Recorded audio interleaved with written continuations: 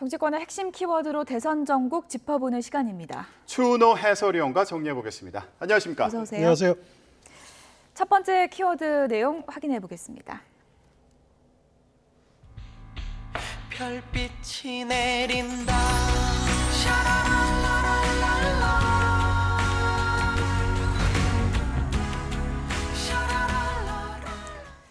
네, 커플룩 나들이. 저희가 첫 번째 키워드는 좀 훈훈한 걸로 준비를 좀 해봤는데 커플룩 입고 팔짱 끼고 또 귓속말도 하고요. 그렇습니다. 카메라가 시선이 쏠린 이유가 있죠. 그렇습니다. 네. 아무래도 낙상 사고 논란 이후 최초로 부부 동반 외출이 어제 진행이 되지 않았습니까? 그래서 상당히 어떤 모습을 보이고 관심이었는데 네. 마침 이제 고척 스카이돔에서 한국 시리즈 4차전이었죠. KT 위즈 그 점퍼를 입었어요. 예. 보통 이런 데 가면은 누구 팬인지를 명확하게 안 드러내는 경우가 많습니다. 하지만은 윤석열 후보는 그랬죠. 그렇습니다. 하지만은 이재명 후보 부부는 본인이 그 KT 위즈가 예. 경기 수원을 연고지를 하는 구단 아닙니까? 성남시장이 있을 때 창단을 지원했고 그리고 아무래도 경기지사일 때도 직접 관전한 경우도 있다라고 팬임을 이렇게 예. 드러내는 그런 자리였고 바지 색까지 다 맞춰서 같이 입었더라고요. 그렇습니다. 그리고 아무래도 손을 잡는다든가 귓속말을 한다라든가 팔짱을 낀다든가 다정함을 좀 지나치게 과장되게 연출하는 모습들을 의도적으로 그렇게 연출하는 모습을 보였죠. 네. 이건 아무래도 이 낙상 사고가 가정 폭력에 의한 것 아니냐 이런 그 괴소문들 이런 네. 것들을 잠재우기 위해서 네. 좀 지나친 오히려 오버해서 행동했을 가능성이 상당히 있어 보입니다. 그렇게도 해석할 수 있겠네요. 화면을 보면은 웬만해서는 손을 안 놓는 것 같아요. 그렇습니다. 예, 손 잡고 팔짱 끼고 다정한 모습 보여줬는데 그러면 부상 입으면서 불거졌던 그 논란은 이제 사그라진다 이렇게 볼 수 있는 겁니까? 저는 그렇게 봅니다. 일단 그 낙상 사고 자체가 뭐 초기에는 여러 가지 뭐 괴소문 이런 가능성이 있었지만은 상황이 지나면서 이것이 정말 괴소문이었구나라는 것으로 정리가 된 것 같고요. 예. 그리고 그 이후에 뭐 예를 들어서 스토킹 신고한 것이 올바르냐 이런 논란은 있을 수가 있지만은 이 논란은 이것으로 좀 일단락되는 것 아니냐 이렇게 봐도 될 것 같습니다. 기자들이 이제 같이 이렇게 커플룩 입고 나온 게 어떠냐 소감 물으니까 이재명 후보가 우리 부부는 늘 같이 있어서 아무 소감이 없다 이렇게 또 답변을 했다고 하는데 이렇게 부부애를 과시하는 게 어떻게 보면 좀 윤석열 후보를 겨냥한 것 같다 이런 분석이 많습니다.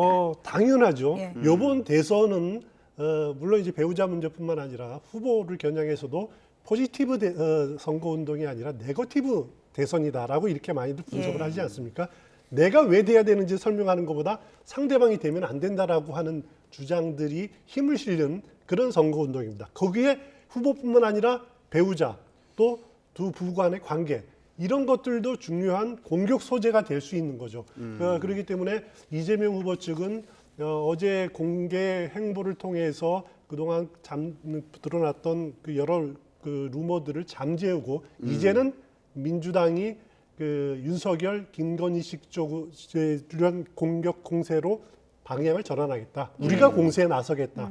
그런 뜻도 상당히 담겨 있을 것 같습니다. 네, 민주당에서는 윤석열 후보부인 김건희 씨의 공세에 좀 집중을 한다면 그러면은 김혜경 씨 관련해서는 뭐 나올 만한 논란이 이제 없는 건가요?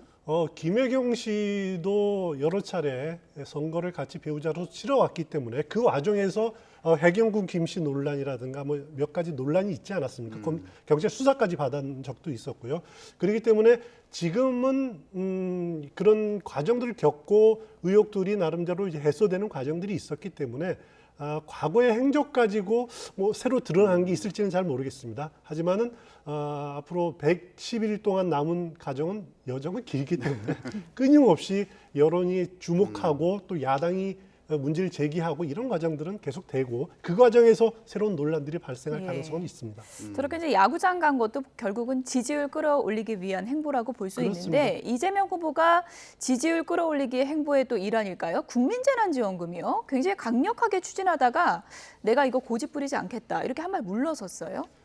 이재명 후보와 민주당이 요즘 지지율 하락 국면 때문에 상당히 위기감을 느끼고 예. 있는 것은 명확해 보입니다. 그래서 그것이 나타나는 것이 선대위를 개편해야 된다라고 하는 의견으로 하나 나타나고 또 어제는 열린민주당과 통합을 하겠다라고 하는 예. 그런 움직임도 하나 나타나고 또 하나는 이재명 후보 본인이 내세워 말했던 정책이라든가 이런 방향을 한번 좀 바꿔보자라고 하는 방향으로는 나타나고 있는 것 같아요. 그것이 어제 특검 수용으로도 나타나기도 했고 또 재난지원금 다시 이제 원점에서 다시 검토하겠다 이런 것으로도 나타나고 있는데 이것은 명확하게 지지율 하락 국면을 좀 타개하기 위해서 예. 이것저것 시도해보겠다 그런 전략이 아닌가 생각이 됩니다.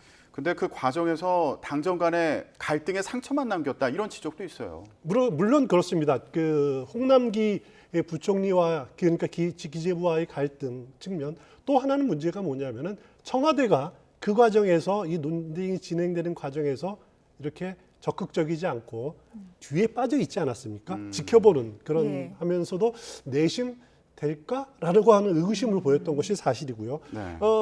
이재명 후보 측으로서는 언론들이 그렇게 많이들 해석을 했는데 이 논란이 문재인 정부와의 차별화에 시동을 거는 것 아니냐라고 이렇게 해석들을 많이 했습니다. 그것도 상당히 부담이 됐을 겁니다. 네. 그러면은 안 그래도 지지율 빠지는데 여권 내부에서 친문 지지층이 또 이탈하는 것 아니냐 이런 우려도 했을 거고요. 그래서 뭐 어차피 힘있게 추지 못할 거 빨리 처리하는 게 낫다 예. 이렇게 판단한 것 같은데 민주당은 이것을 아주 유연성이 있다라고 이렇게 자찬을 하고 있습니다. 하지만은 제가 보기에는 아니 하지도 못할 거 이렇게 물러설 거 왜 꺼냈냐 이런 비판 충분히 받을 수 있습니다. 이재명 하면은 강점이 이재명 다음이라는 것은 강한 추진력 그렇죠. 그리고 할 수 있다 이런 거거든요. 그런데 이런 반발 예상 못했을까? 이런 문제점 예상 못했을까? 하다가 그만둔다. 이것은 이재명 다음을 포기했다라는 거죠. 그런 부분에서 비판은 충분히 받을 수 있는 대목이라는 생각이 듭니다. 근데 저는 이번에 이 기싸움 보면서 항상 홍남기 부총리가 버티다가 나중에는 곡간을 열었잖아요. 근데 그렇습니다. 이번엔 홍남기 부총리가 버티면서 기싸움에서 좀 이긴 건가요? 어떻게 봐야 될까요? 홍남기 부총리의 기싸움에서 이겼다라는 예. 것도 있고요. 그리고 과세 이어 세금을 내년으로 이렇게 돌린다고 하는데 실질적으로 쓸 수 있는 가용 예산이 없다라는 거죠. 그런 한계, 그 실무적인 한계, 여러 가지 한계에 부딪혔던 것 같습니다. 예. 윤석열 후보 같은 경우는 소상공인한테 50조 원 지원하겠다 이렇게 공약했잖아요. 그렇습니다. 이것도 좀 의식한 거 아닌가 싶기도 하고. 문제는 뭐냐면 이렇게 전 국민 재난지원금을 지원을 하고 그것을 통해서 소비가 선순환되면 활성화되면은 자영업자한테 다시 도움이 되고 이런 선순환 구조가 이루어지는 것을 이재명 후보가 기대를 했을 겁니다. 그러면은 자영업자의 지지율이 높아져야 되죠. 하지만 각종 여론조사를 보면은 지금 자영업자 지지율이 굉장히 낮습니다. 예. 오히려 그 어떤 한국사회 여론연구소 조사를 보면은 윤석열 후보가 60%를 넘는 그런 조사도 있었거든요. 사실 이 전국민 재난지원금이 자영업자들한테는 왜 꼭 필요한 사람들한테 집중 지원해야지 이렇게 나눠지느냐라고 하는 그 오히려 안 좋은 여론 형성을 했다. 그런 반성도 아마 담겨 있을 것 같습니다. 네, 후보 간 이렇게 정책 경쟁도 치열한 상황인데 국민의힘에서는 선대위 구성을 두고 계속 갈등이 이어지고 있습니다. 키워드 보여주시죠.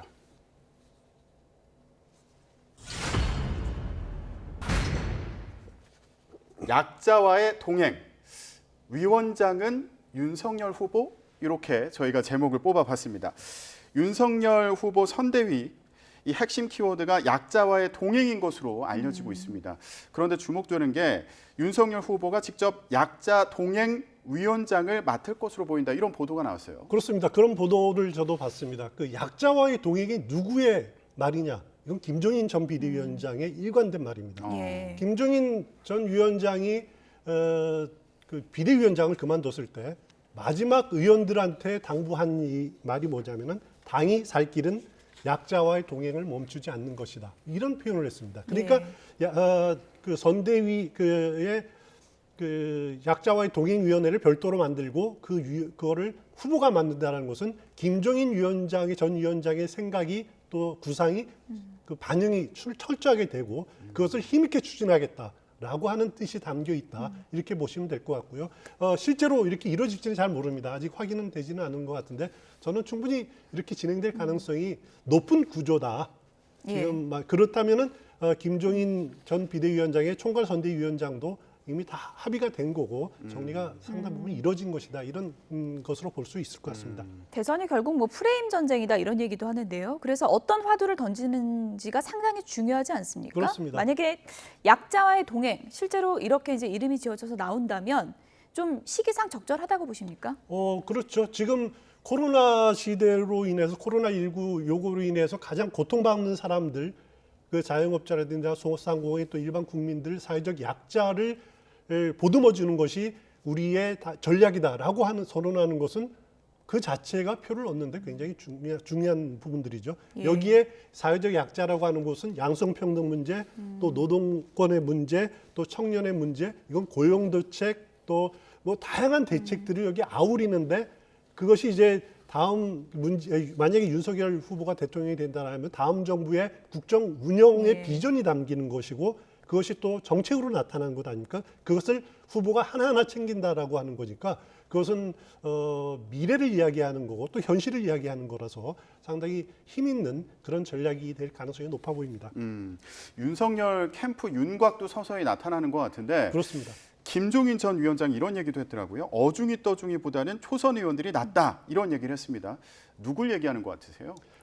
특별히 누구 이야기하는지는 잘 모르겠습니다만 지금 국민의힘의 국회의원 수가 103명입니다. 103명인데 초선 의원이 56명이에요. 절반이 넘는 거죠. 네. 하지만 초선 의원이 잘 보이지 않습니다. 원래 초선 의원이 열심히 뛰어야지 당이 활기가 생기는 건데 민주당 선대위의 문제가 뭐냐면은 이 초선 의원들의 활동이 그다지 이렇게 활발하게 못 되는 그런 구조가 돼 있다. 그 조직 자체가 느리고 비대하고 무겁기 때문에 잘 움직이지 않는다라는 것이 그 국민의힘으로서는 타산지석으로 지금 삼아야 될 부분들입니다. 그래서 초선 의원들을 뭐 전면에 배치해서 이들을 통해서 현장의 목소리 그리고 또 민첩하게 대응할 수 있는 그런 기민성들 이런 것들을 갖추는 것이 낫다라는 것이 김종인 위원장의 생각인 것 같은데 저도 그런 식의 조직이 운영되면 보수 정당이라는 건 워낙 자체가 무겁습니다. 예. 하지만은 어떻게 보면은 방향은 제대로 잡고 있는 것이 아닌가라는 판단이 듭니다.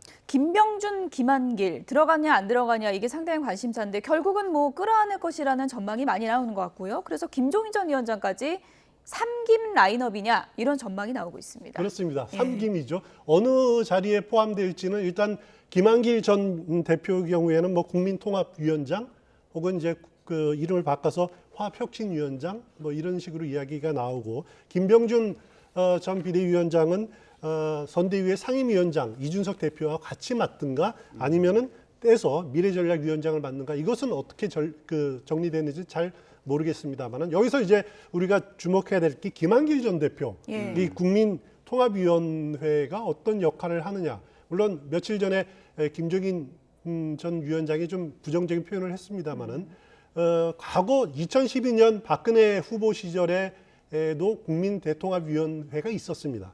그때는 뭐냐면은 그 전 정부 그러니까 박정희 시대의 잘못 과거사에 대해서 사죄하고 그 문제점을 해결하는 데 주력했는데 만약에 김한길 전 대표가 통합위원장으로 임명된다면 이 목표는 뭐냐면은 중도 확산 예. 중도층 나가고 그리고 호남 껴안기가 주가 될 겁니다. 그렇기 때문에 윤석열 후보의 가장 선거 전략이 보수, 중도 또 이탈한 진보를 아우르겠다라는 것 아닙니까?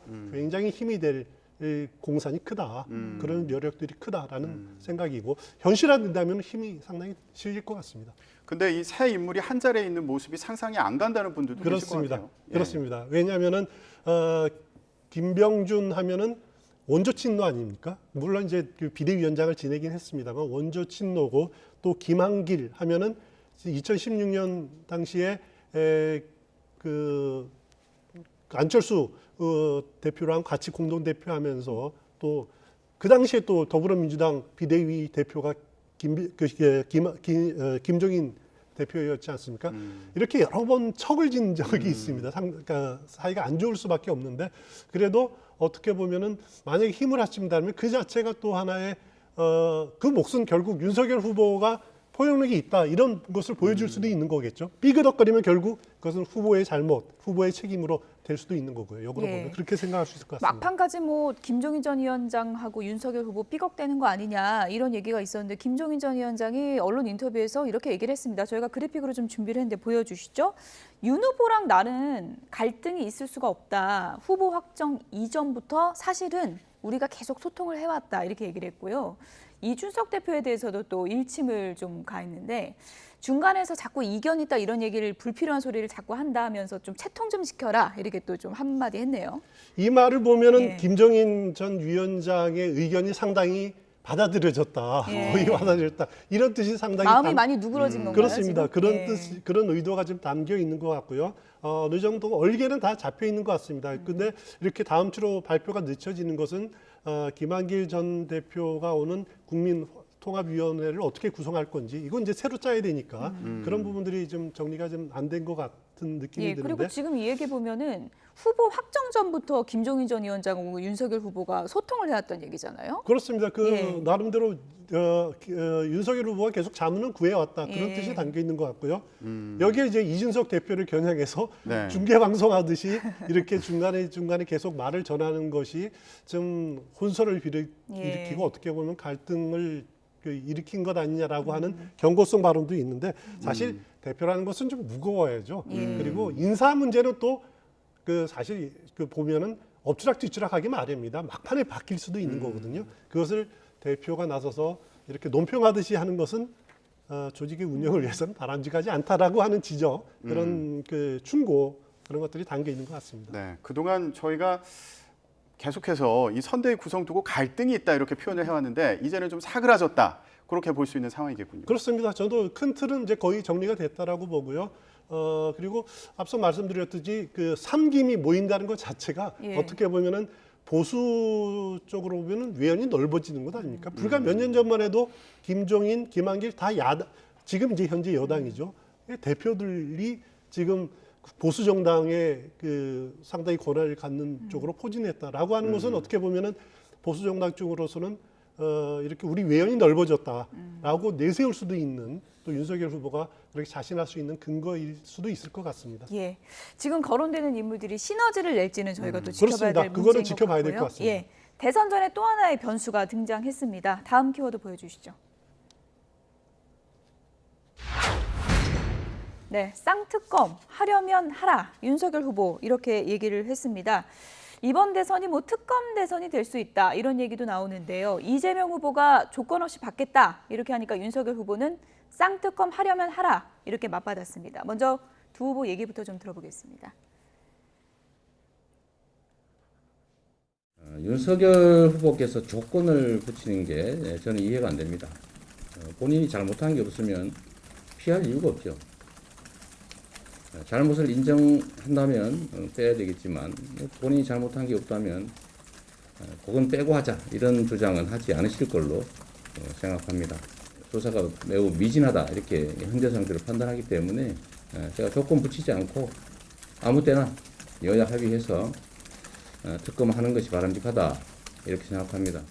그런데 이제 뭐 이런저런 조건, 뭐 무슨 고발 사주랑 같이 가자, 뭐 무슨 부산저축은행 뭐 하는데 특검이라는 거는 늑장 수사, 봐주기 수사, 부실 수사를 이 상설 수사기관이 했을 때 특별 검사를 임명하자는 것인데 아니 뭐 범죄 사실이 특정 안 되는 것도 막 영장까지 치는 그런 수사를 하고 있는 것까지 특검에 간다는 거는 원래 특검의 취지에 안 맞지만 그렇지만 뭐 쌍으로 가겠다 하면 가져가라 이 말이죠. 네, 쌍특검 하려면 해라 이렇게 나왔습니다. 이렇게 두 후보가 특검 가자고 하는데 그럼 바로 시작할 수 있는 겁니까? 일단 너무 다릅니다. 아직까지는 네. 너무 다릅니다. 왜냐하면은 이제 이재명 후보 측은 대장동 특검이 이제 자신을 둘러싼 의혹 거기다가 부산저축은행의 부실 수사 윤석열 후보가 관련돼 있는 그 부분을 특검으로 하자라고 하는 것이고 윤석열 후보 측은 아니 대장동 특검은 윤석열 왜 나를 끼어드느냐 예. 이재명 쪽만 하고 그리고 이제 쌍특검 이야기하는 것은 고발 사주 의혹 그 부분을 그냥 특검 둘로 하자라고 하는 거죠. 그러니까 야당은 이재명을 겨냥하고 민주당은 윤석열을 겨냥하고 그렇기 때문에 결국 그 서로 보는 방향이 다릅니다. 그렇기 때문에 지금 말은 뭐 서로 특검 수용하자고 하지만은 합의되기는 정말 굉장히 어려운 과정을 겪어야 됩니다. 이렇게 공방만 하다가 시간 또 갈 수 있는 거 아닌가요? 저도 그럴 가능성이 상당히 높아 보입니다. 일단 합의하면은 그럼 상설 특검으로 하는 법이 있고요. 아니면은 별도의 특검법을 합의를 하는 방법이 있는데 일단 상설 특검은 할 가능성은 저는 낮다고 봅니다. 왜냐하면 특검 추천 권한이 정부 법무부의 입김이 강하게 그 영향을 미칠 수 있기 때문에 받아들일 가능성이 야당이 낮다는 생각이 들고 그러면은 별도의 특검법을 만들어야 되는데 그게 합의가 쉽지 않습니다. 특검 범위를 어떻게 하느냐 그리고 또 이제 누구를 추천권을 누가 갖느냐 이거 가지고 티격태격할 가능성이 높고요. 그리고 법이 통과돼도 또 그 수사 착수하기까지 특검 팀을 꾸리고 하기까지 또 상당히 시간이 걸리고 그래서 대선 전에는 이렇게 말싸움하다가 그칠 공산이 상당히 크지 않은가라는 생각도 듭니다. 자칫 특검 공방하다가 정책 대결 다 묻히겠다 이런 우려도 상당히 많이 나오고 있는 것 같은데 이재명 후보가 전격적으로 나 특검 받겠다 한 거는 어떻게 보면은 지지율 박스권에 갇힌 요인 중에 하나가 특검 때문이다 이렇게 생각한 거 아닐까요? 그렇습니다. 그 이재명 후보의 지지율 박스권 이것은 가장 큰 요인 중에 하나가 대장동 의혹에 예. 대해서 그 터널에서 벗어나지 못하고 있기 때문입니다. 그래서 이것을 벗어나기 위해서 뭐 지난 10일 관훈클럽 토론회에서 최초로 조건부 특검론을 이야기를 예. 했고 어제는 조건도 없앴다. 모든 거 틀고 나가겠다라고 이렇게 그 나간 것 자체가 내가 책이 없는데 왜 이것을 내가 그 진창에 빠져야 되느냐. 이것을 벗어나고겠다라고 하는 의지가 담겨 있는 것 같고요. 하지만은 여전히 부실 그 윤석열 후보 측을 끌고 가고 있기 때문에 윤석열 후보 측에서는 계속 거부하는 상황은 이어지고 있는 그런 상황인데 그 이재명 후보 측으로서는 이 의혹이 억울할 수도 있습니다. 내가 그 개입한 것도 없고 돈 받은 것도 없고 또 형사 책임질 부분도 마땅치 않은데 왜 이 터널을 못 벗어나느냐라고 하는 좀 억울한 측면이 있을 수도 있습니다. 하지만은 이제 그렇기 때문에 그것을 벗어나기 위해서 특검에 좀 적극적인 표현을 하는 건데 그래도 만약에 국민들의 의혹을 벗어나기 위해서는 당시에 성남시장이었고 책임이 있다라고 하는 그런 시각도 존재하기 때문에 전격적으로 받든지 아니면은 정말 쌍특검 고려해 볼 만하다. 개인적으로는 그런 생각을 합니다. 근데 민주당 내부에서도 왜 대선을 검사한테 맡기냐, 특검 논의 시간 낭비다 이런 목소리도 나오는 것 같더라고요. 우상호 의원이 그런 이야기를 하더라고요. 대선 후보의 검증, 후보 검증은 국민이 해야 되는 건데 왜 검사가 하느냐. 사실 옳은 말이죠. 맞는 말이죠. 그리고 지금 만약에 특검을 여야가 한다고 해봤자 시간 지지 끌다가 대선 전에 못할 거다. 예. 아마 이제 원내대표도 했고 예. 본인도 특검법에 합의를 해봤기 때문에 그 과정을 봤기 때문에 그런 이제 결론을 내린 건데 저도 개인적으로 우상호 의원의 생각에 동의를 합니다. 예. 사실 말싸움으로 끌고 갈 우려 그리고 가장 시급한 우리 미래를 이야기하는 것이 과거 개인에 대한 문제로 너무 매몰되는 그런 안타까움이 이걸 보면서 나타나고 있습니다. 특검을 받겠다는 얘기 나오기까지도 오래 걸렸지만 실제로 시작되는 거는 더 오래 걸릴 수도 있다 그렇습니다. 이렇게 보이는군요. 추은호 해설위원이었습니다. 고맙습니다.